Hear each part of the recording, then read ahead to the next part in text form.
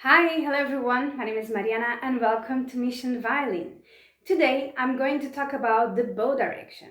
And if you have seen also my last videos, so the previous week I posted 2 videos about sound production. And actually I post the videos and content with a certain sequence and logic, because if you want to improve on your sound production, it's inevitable to not to talk about the bow direction, okay?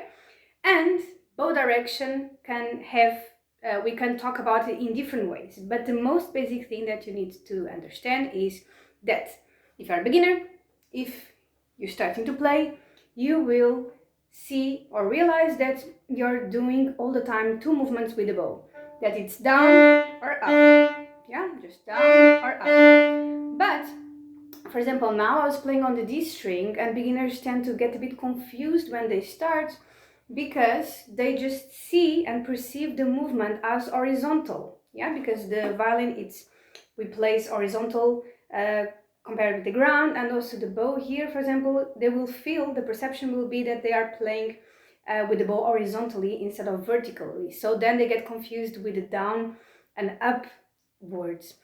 But what you can do to understand this concept better is if you play on the E string, because the E string is the highest here, and your arm will, and also bow will be lower, the movement of your bow will feel more vertically instead of horizontal. Okay, so if you have any doubt, if you're doing the right movement, just think how would you do on the E string. Okay, and then I think it will be better for you to just check on the other strings. So this is a very just basic tip. I hope it helps. Another thing that also you can think about that it might help is to think that the movement that you're doing with the arm is like a scissor that opens and closes, opens and closes. Okay, of course it's much easier to think, because if you have your bow on the frog, so your hand here is really close, and of course you don't have any more space and you will open it. Okay, so here on the frog it's easier to understand, but usually beginners, we prefer as teachers for them to start from the middle, because the middle is actually easier to control. Then also we will have a better understanding of another type of bow direction, that it's to be parallel to the bridge. But I will talk that later on, because this is going to be the concept of this week. Okay, so then scissor, okay, don't forget this, also is good for beginners. Yeah, and also the start from the middle of the bow. Okay, it might be a bit more difficult, but you will have more benefits of starting here than on the frog. Okay, and then one last thing that you should be aware about the down and bow movement is that we want the sound to be always the same when you are a beginner.